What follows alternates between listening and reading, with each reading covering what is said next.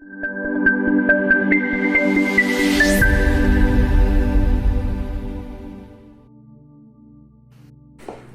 dia, meus irmãos, graça e paz, amém?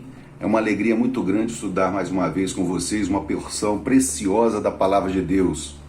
Para aqueles que estão nos acompanhando pela primeira vez, informamos que nossa classe da Escola Dominical está estudando o Evangelho de João, utilizando como guia para esse estudo a revista Palavra Viva, que tem como tema central Quem Consegue Ouvir Isto?, que aborda os discursos de Jesus encontrados no Evangelho de João. Vamos orar, pedindo ao Senhor que fale aos nossos corações.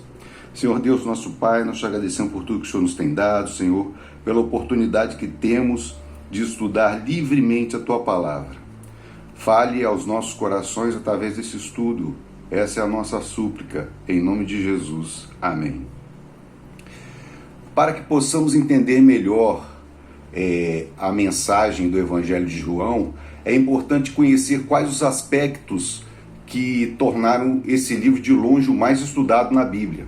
O autor desse livro, o apóstolo João, tinha muito pouco estudo comparado com outros escritores da Bíblia, como o apóstolo Paulo, até mesmo Lucas, que eram homens que tinham um estudo refinado.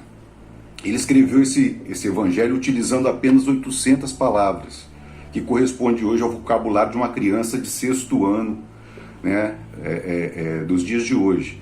Então, quer dizer, ele era um homem bem simples, mas João foi usado extraordinariamente por Deus para escrever de forma simples e objetiva esse livro que tem uma profundidade espetacular em seus ensinamentos, principalmente pela ótica que retrata Jesus. Diferente dos outros três evangelhos, 90% do conteúdo de João é diferente desses outros evangelhos, porque ele retrata Jesus sob uma ótica diferente daqueles.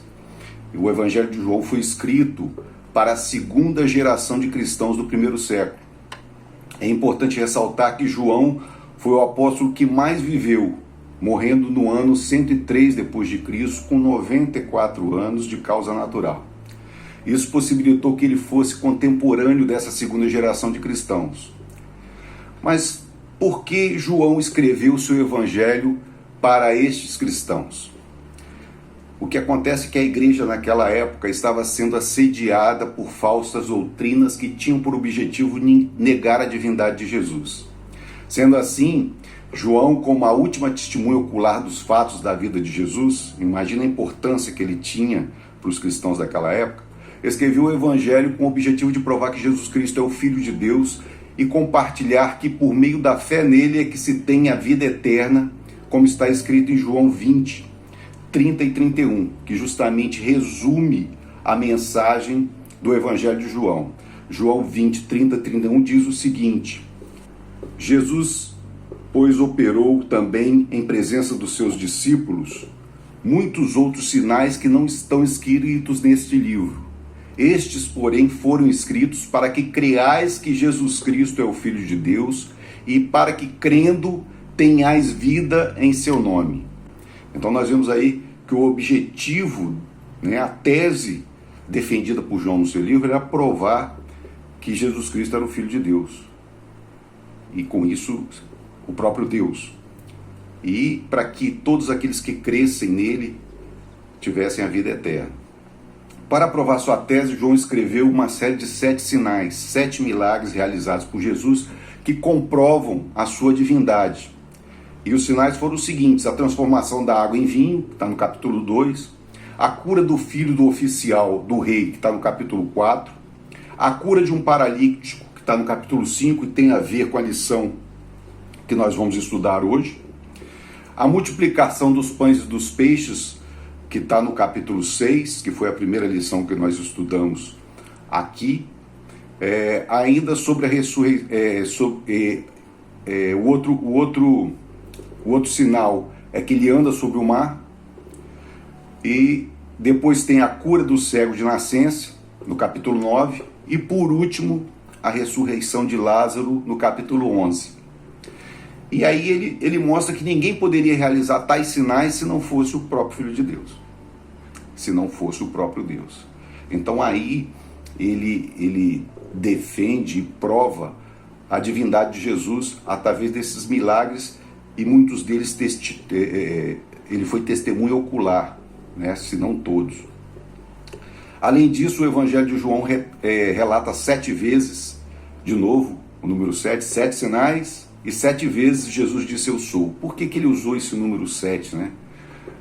Justamente para mostrar a perfeição do plano de Jesus, do plano de Deus, né, na vinda de Cristo, como Messias, e que esse plano é perfeito e completo, né? É esse o intuito de ele utilizar o número 7.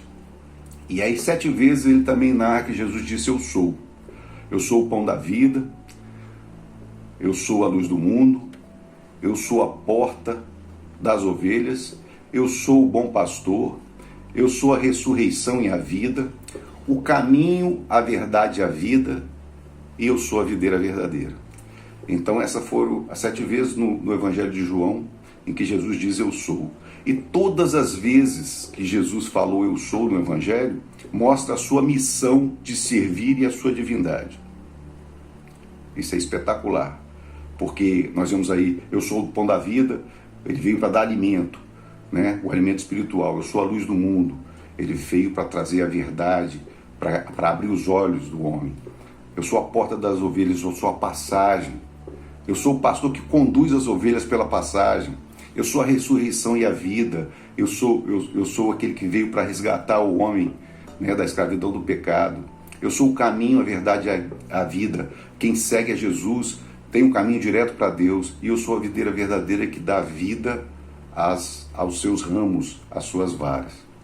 Então nós vemos aí que todas as vezes que ele falou eu sou, ele estava mostrando que ele veio para servir, né, e fazer a vontade do Pai. E essa referência do eu sou diz respeito quando Deus apareceu a Moisés na sarça ardente, lá em Êxodo 3,14, onde Deus disse, e disse Deus a Moisés, eu sou o que sou. Disse mais, assim dirás aos filhos de Israel, eu sou me enviou a vós. E agora o eu sou tinha chegado. Eu sou era o próprio Cristo encarnado, o Deus encarnado que estava diante dos homens. Por todos esses aspectos apresentados aqui de forma resumida, é claro, né? Entendemos por que esse livro atrai o interesse de cristãos de todo o mundo ao longo da história até os dias de hoje. A lição de hoje é a 4ª lição da revista e tem como tema a hora da peneira. O motivo desse tema justamente a lição traz a diferença entre o ensinamento de Jesus e o ensinamento dos líderes religiosos judeus. E o nosso texto base está em João 7, de 14 a 24. O primeiro ponto da nossa lição é justamente Jesus apresentando a doutrina de Deus. Vamos ler João 7, de 14 a 17. Primeira parte do texto. João 7, de 14 a 17. Corria já em meio à festa, e Jesus subiu ao templo e ensinava. Então os judeus se maravilhavam e diziam, como sabe este letras sem ter estudado? Respondeu-lhes Jesus, o meu ensino não é meu, e sim daquele que me enviou. Se alguém quiser fazer a vontade dele, conhecerá a respeito da doutrina, se ela é de Deus ou se eu falo por mim mesmo. Então, a partir da metade do ministério de Jesus, muitos discípulos deixaram de segui-lo, porque para eles a mensagem de Jesus era muito dura e incompreensível.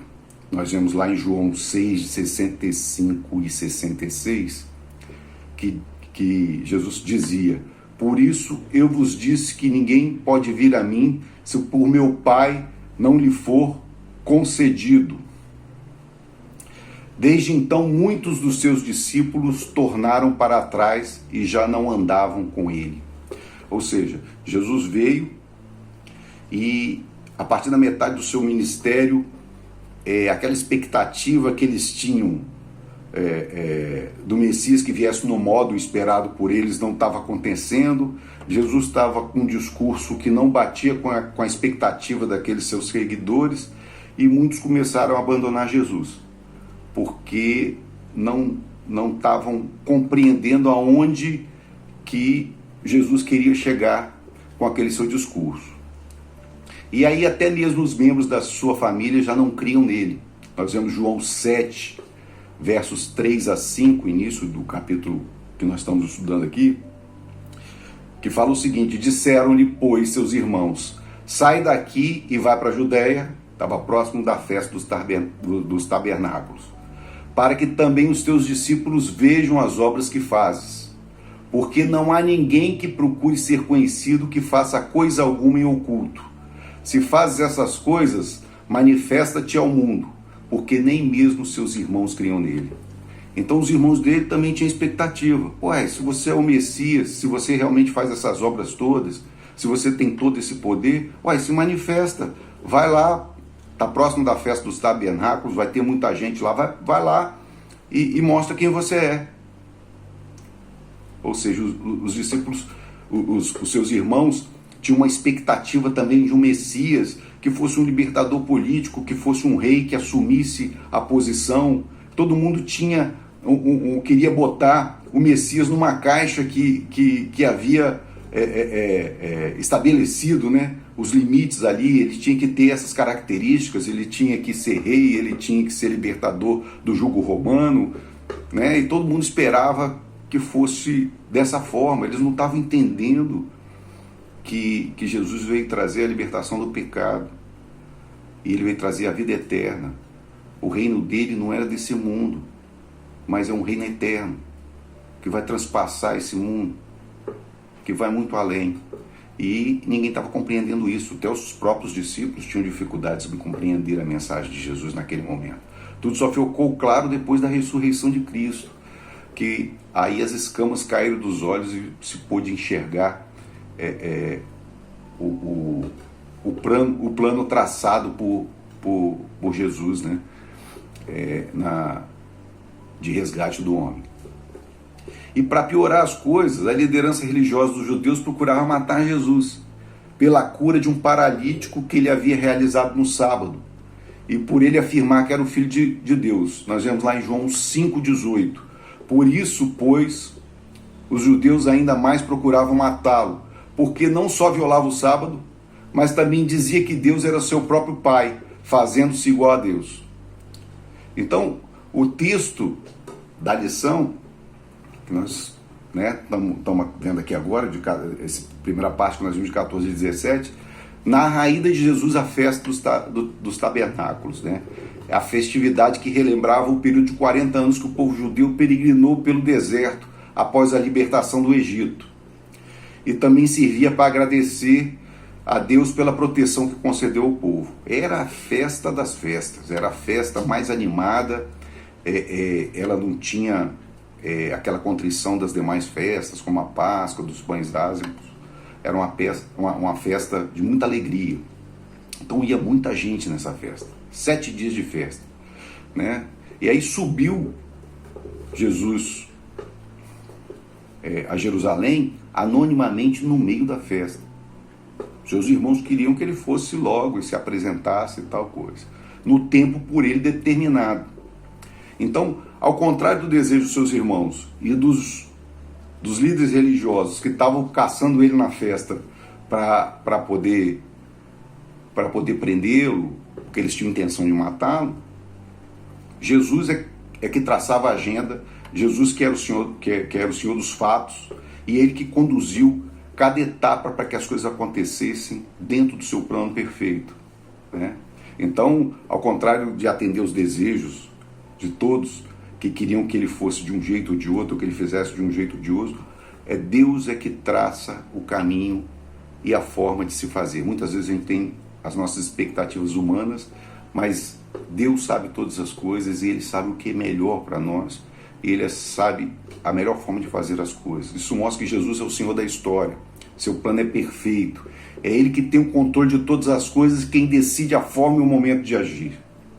Então Jesus, no verso 14, nós vemos que ele pegou a liderança religiosa desprevenida e começa a ensinar no templo sem ser reconhecido a princípio. Então ele começou a ensinar ali no templo, a multidão começou a cercar porque ele falava com eloquência e sabedoria, e Jesus deixou os seus ouvintes maravilhados por ensinar com tamanho conhecimento e autoridade, sendo um homem sem estudo. É a primeira coisa que eles falam aqui no verso 15. Então os judeus se maravilharam com o discurso dele. Porque como é que pode um homem sem estudo falar dessa forma? Isso lembra o fato semelhante que aconteceu no discurso de Pedro no Sinédrio, lá em Atos 4:13, que fala o seguinte: vendo a coragem de Pedro e de João, e percebendo que eram homens comuns e sem instrução, ficaram admirados e reconheceram que eles haviam estado com Jesus.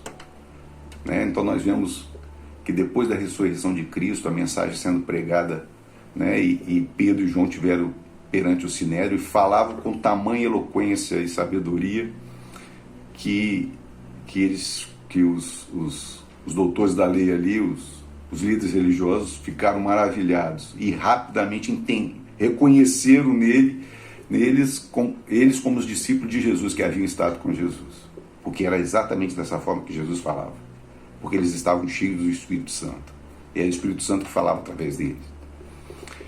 E aí Jesus respondeu àqueles que estavam maravilhados, dizendo que o ensino dele não vinha dele, mas vinha do próprio Deus, revelando a sua relação direta com o Pai. Então ele começa a se apresentar. Até então, ninguém sabia quem é que estava discursando ali, porque naquele tempo não tinha jornal, não tinha internet. Então, se alguém não tivesse visto Jesus pessoalmente, mesmo que fosse alguém da liderança religiosa, era difícil identificar que aquele que estava falando era Jesus, porque ele não se apresentou. Lembra que ele chegou anonimamente. E ele fala que seu ensino vem do próprio Deus. E ele dá toda a glória a Deus, já no início desse discurso. E aí tem o versículo 17, é um versículo chave aqui para o nosso estudo, porque ele fala justamente o seguinte: se alguém quiser fazer a vontade de Deus, conhecerá a respeito da doutrina, se ela é de Deus ou se eu falo de mim mesmo.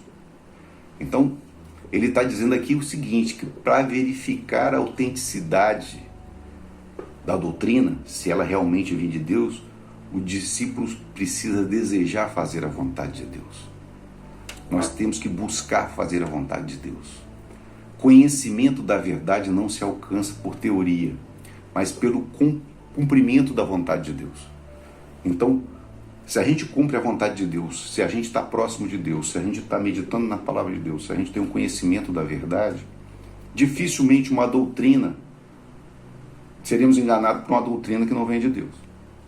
Porque de cara nós vamos identificar que aquilo que está sendo ensinado não tem nada a ver com as coisas de Deus, porque nós praticamos as coisas de Deus. Então, isso relembra também o que foi dito em Mateus 7:24, Todo aquele, pois, que escuta essas minhas palavras, Jesus falando em Mateus 7:24, e as pratica, todo aquele, pois, que escuta essas minhas palavras e as pratica, assemelhá-lo-ei ao homem prudente que edificou a sua casa sobre a rocha. Veio a tempestade, veio o vento, veio a água e nada derrubava aquela casa. Mesma coisa, nenhum vento de doutrina, nenhum ensinamento contrário à vontade de Deus consegue destruir a nossa fé firme no nosso Senhor e Salvador Jesus Cristo, se nós estamos praticando a vontade dele, estamos meditando na palavra, estamos firmes na fé verdadeira. Vale lembrar que João pastoreou a igreja de Éfeso, que foi elogiada pelo próprio Jesus no livro de Apocalipse por saber reconhecer os falsos apóstolos. Se a gente abrir lá em Apocalipse 2:2, fala o seguinte: conheço as tuas obras, e o teu trabalho, e a tua paciência, e que não podes sofrer os maus, e pusestes à prova os que dizem ser apóstolos e não são, e tu os achastes mentirosos. Então a igreja de Éfeso, que foi pastoreada por João, era firme na doutrina, cumpria a palavra de Deus, buscava realizar os mandamentos do Senhor, e não chegasse um falso apóstolo lá com falso ensinamento, rapidamente eles identificavam que aquele não tinha parte com Deus. Eles rapidamente identificavam o mentiroso, o falso profeta. E aí em seguida Jesus começa a desmascarar a doutrina ensinada pelos líderes religiosos da época. Ele fala que a sua doutrina vem de Deus, mas a doutrina dos líderes religiosos ele vai começar a desmascarar agora. João 7, 18 e 19, vamos ler lá. Quem fala por si mesmo está procurando a sua própria glória, mas o que procura a glória de quem o enviou, este é verdadeiro e nele não há injustiça. Não vos deu Moisés a lei? Contudo, ninguém dentre vós a observa. Por que procurais matar-me? Então aí, ao contrário do ensino dos religiosos judeus da época, o ensino de Jesus não vinha da tradição religiosa. Porque para o judeu, só um rabino podia interpretar a lei. Uma pessoa leiga não tem o conhecimento para interpretar a lei. Até hoje é assim. O judeu ortodoxo é dessa forma. Então, quando Jesus surge e fazendo a interpretação da lei com tamanha eloquência e sabedoria, ele choca aquelas pessoas. Enquanto os líderes religiosos buscavam a sua própria glória, Jesus afirmou que a glória deve ser dada ao Pai, demonstrando amor, humildade, submissão à vontade de Deus. É isso que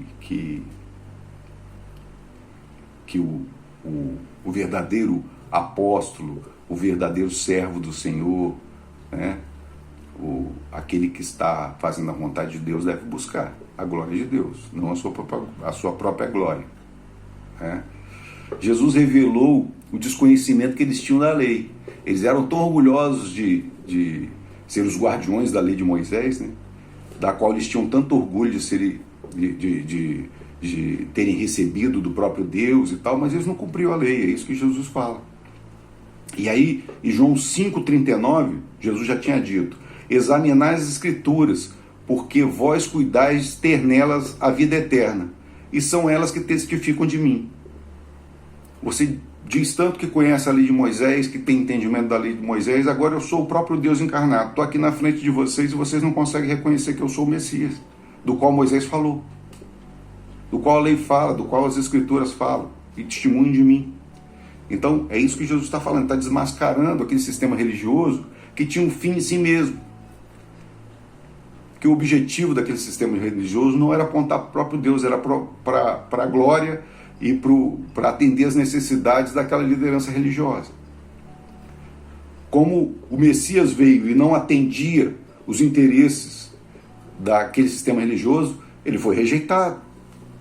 Da mesma forma que aqueles líderes religiosos distorciam as Escrituras para satisfazer os seus próprios objetivos, atualmente existem grupos religiosos que querendo reescrever a Bíblia à luz de novos tempos, para atender expectativas da sociedade atual e a sua própria glória, a manutenção do seu poder, do seu controle. Então nós vemos isso acontecendo nos dias de hoje. Por isso que a palavra, o Evangelho de João é tão atual. Mas o Evangelho é radical. Quem tem que se converter é o homem, não a palavra de Deus. Diante dos ensinamentos de Jesus, nós temos que nos posicionar. Então, quem tem que mudar é o homem. Diante da palavra da verdade de Deus, confrontado com a palavra de Deus, nós ficamos nus. E temos que nos posicionar. Porque ela mostra o nosso pecado, mostra a nossa situação de pecador, afastado de Deus. Então nós temos que nos posicionar. Lucas 11, 23 fala o seguinte: quem não é comigo é contra mim, quem comigo não ajunta, espalha. Ou seja, o evangelho é radical. Ou você está do lado de Jesus ou você não está. Não tem meio termo, né? E Jesus continua desmascarando ainda mais aquela liderança religiosa. Porque eles falaram que... ele falou que eles queriam matá-lo, né? Não vos deu Moisés... quem fala por si mesmo está procurando a sua própria glória, mas os que procuram a glória de quem o enviou, este é verdadeiro, e não há injustiça. Não vos deu Moisés a lei, contudo ninguém dentre vós observa. Por que procurais matar-me? Então, Jesus aí já traz de volta a discussão decorrente da cura do paralítico narrada lá no capítulo 5. Ele já vem desmascarando aquela liderança religiosa, afirmando que eles queriam matá-lo, né? Respondeu a multidão: tens demônio, quem é que procura matar-te? Aí no verso 21, replicou-lhe Jesus: um só feito realizei, e todos vós vos admirais, pelo motivo de que Moisés vos deu a circuncisão, se bem que ela não vem dele, mas dos patriarcas, no sábado circuncidais um homem. E se o homem pode ser circuncidado em dia de sábado, para que a lei de Moisés não seja violada, por que vos indignais contra mim pelo fato de eu ter curado num sábado ao todo um homem? Não julguei segundo a aparência, e sim pela reta justiça. Então, ao afirmar que eles queriam matá-lo, Jesus traz de volta essa discussão da cura do paralítico, lá atrás, né? Ele havia curado, e quando Jesus curou o paralítico, no tanque de Betesda, ele disse para o homem: levanta, toma o teu leito e anda. E um sábado ele fez isso, lá no capítulo 5, verso 8. Disse-lhe Jesus: levanta-te, toma o teu leito e anda. E isso era um escândalo para os religiosos, porque quando eles viram aquele homem carregando o leito, ei, você não pode fazer isso porque é sábado. Aí o paralítico falou: mas o homem que me curou falou que era para pegar o leito e andar. Isso era um escândalo para eles. Os judeus ortodoxos tinham naquela época, e tem hoje, 39 tipos de trabalho que você não pode realizar no sábado. E uma série de coisas que foram acrescentadas à lei de Moisés, ou interpretadas de uma forma absurda, e sendo um fardo muito pesado para o povo. Por exemplo, carregar uma agulha no bolso era carregar alguma carga. Usar uma muleta, né, se você tinha algum problema físico, ou uma prótese qualquer, era como carregar alguma coisa também, é como se fosse trabalho. Então, umas interpretações assim. Até hoje, os judeus ortodoxos têm regras extremas quanto ao trabalho no sábado. Por exemplo, apertar o botão do elevador não pode, porque você utilizar a energia elétrica para fazer qualquer coisa é trabalho. Então, o elevador para sozinho em cada andar no sábado, para você não precisar apertar o botão para ele não precisar apertar o botão do elevador. Comida não pode fazer, então não pode esquentar a comida também. Aí eles têm uma chapa que eles fazem a comida, deixam ela ali em cima, e a chapa tem um temporizador para quando der próximo da hora do almoço, a chapa ligar sozinha e esquentar a comida. São as coisas absurdas assim. Quando inventaram a energia elétrica, eles devem ter tido que quebrar a cabeça para poder traçar essas regras todas de novo, né? Porque muita coisa foi automatizada, né? E agora, comando de voz, né? Acenda a luz. E o primeiro a usar o comando de voz foi Deus, né? Haja luz e houve luz. Agora, tudo é cópia disso, né? Então, eu não sei se pode fazer isso, porque como a criação foi considerada trabalho, né? Decorre disso, a regra do sábado, então pode ser que você não possa falar para a luz acender. Então eu não sei. Mas, brincadeiras à parte, muita coisa eles exageram, né? Então, não pode apertar o botão do elevador, andar por determinada distância, nem tomar banho. Eu lembro que alguns anos atrás, quando eu trabalhava com confecção, eu ia a São Paulo comprar tecido. E uma vez, numa sexta-feira, eu estava comprando tecido numa loja de um judeu ortodoxo no Bom Retiro, lá na José Paulino. E era mais ou menos umas 3h30 da tarde. E eu estava escolhendo tecido. Ele falou: rápido, rápido, rápido. Escolhe rápido, porque senão não vai dar tempo nem de eu tomar banho, porque já vai começar o sabá. Ou seja, 6 horas, o sabá conta de 6 horas da tarde de sexta até 6 horas da tarde do sábado. Era mais ou menos 3h30. Ele falou que não ia dar tempo, ele não ia poder nem tomar banho. Tomar banho é considerado violação do sábado para eles. Então, umas coisas assim que foram sendo acrescentadas pela liderança religiosa, que se tornavam um fardo pesado para o povo. E a preocupação dos religiosos não era a preocupação do bem-estar com aquele homem, aquele paralítico que foi curado, mas a sua submissão ao fardo da lei. Porque em João 5,12 mostra totalmente a falta de compaixão deles. Porque eles falam o seguinte, eles perguntaram: quem é o homem que te diz, toma o teu leite e anda? Eles não estavam preocupados que aquele homem que era paralítico tinha sido curado. Olha que troço absurdo. Em vez deles dar glória a Deus pela essa cura extraordinária, ele estava preocupado que a cura tinha ocorrido no sábado e que alguém tinha mandado o homem carregar o leito. É um negócio absurdo de você pensar. Uma total falta de compaixão. O sistema religioso virou um fim em si mesmo. A multidão não sabia, né, dos planos que eles tinham de matar a Jesus. Então, por isso que no verso 20, alguém fala: tá louco, quem é que quer te matar aqui?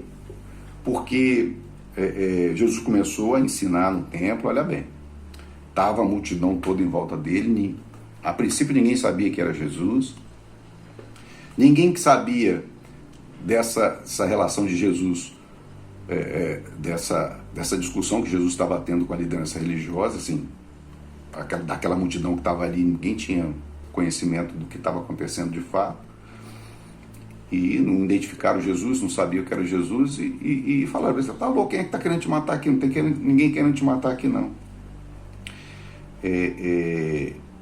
Aí a gente pode abrir um parênteses aqui para falar o seguinte: eles acharam loucura aquilo que Jesus tinha dito, porque eles não conheciam Jesus. O Evangelho, a mensagem da cruz, é loucura para os que perecem.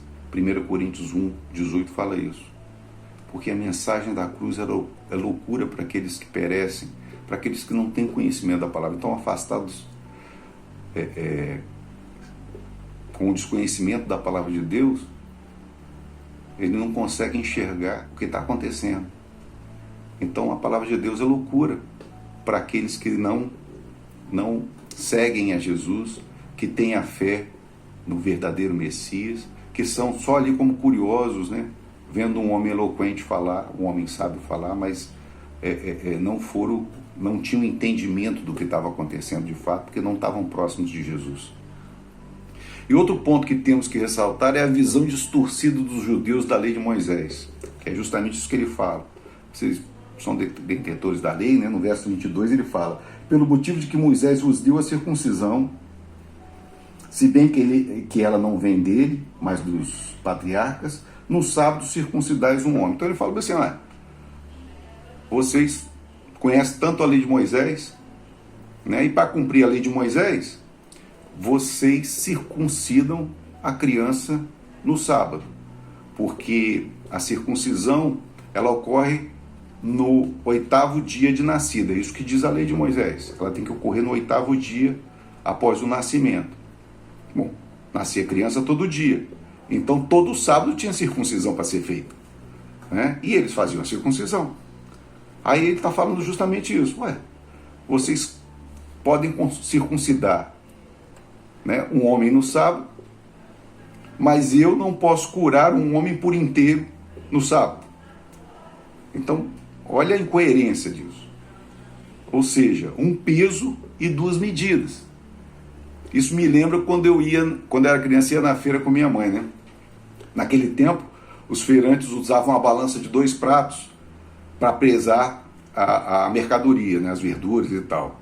E num prato botava a verdura, no outro botava um peso. E todo tipo de fraude podia acontecer nesse tipo de balança. Tanto é que a fiscalização, de vez em quando, passava nas feiras para verificar se aqueles pesos estavam corretos e tal, porque o cara podia botar um peso, ele podia dizer assim, esse peso tem 1 quilo, mas quem é que ia saber que aquilo tem 1 quilo de verdade, se não fosse aferido constantemente? E existia mil e uma formas de um malfeirante, né, um feirante mal intencionado, fraudar o preço dos seus produtos ali, né? O cara podia botar o dedo na balança, tinha relatos de casos que o cara botava um imã debaixo do prato da balança para mudar o peso, e a gente ficava à mercê, né, do feirante.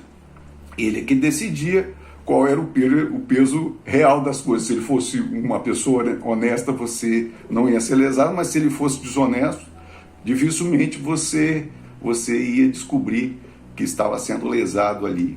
Então era mais ou menos isso. Nós tínhamos um peso e 2 medidas, né? Aqui no episódio narrado no Evangelho de João.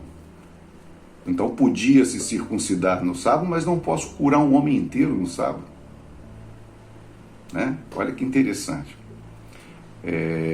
Então nós vemos aí que justamente Jesus falando isso, né? Que além de eles não terem compaixão, eles julgavam de acordo com os seus interesses. Eles não julgavam de uma forma justa.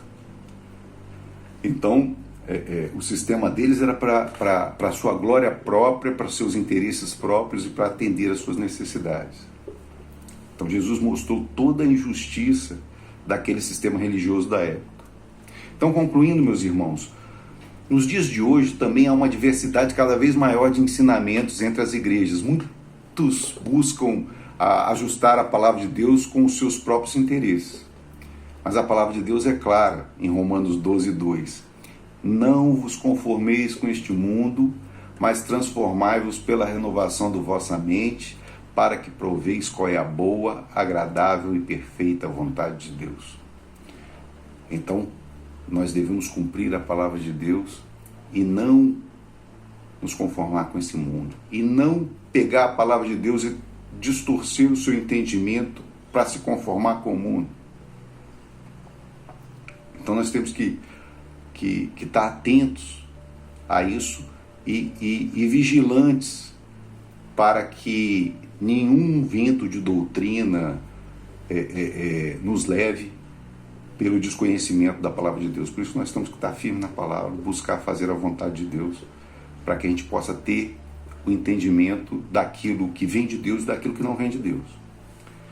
Por isso devemos peneirar e colocar à prova os ensinamentos e reter o que é bom. 1 Tessalonicenses 5:21 fala o seguinte: julgais todas as coisas e retendo o que é bom. Então nós devemos analisar todas as coisas e reter aquilo que é bom. Assim como a igreja de Éfeso foi elogiada por Jesus por saber identificar aquela doutrina que é verdadeira daquela que não é, o apóstolo verdadeiro daquele que não é. Então, da mesma forma, nós temos que estar preparados. Portanto, devemos permanecer firmes na palavra de Deus, buscar fazer a sua vontade, e desta forma saberemos distinguir o que vem de Deus daquilo que não vem de Deus. João 8:32, Jesus fala o seguinte: e conhecereis a verdade, e a verdade vos libertará. Meus irmãos, que essa palavra permaneça em nossos corações, fiquem com Deus e até o nosso próximo encontro. Amém?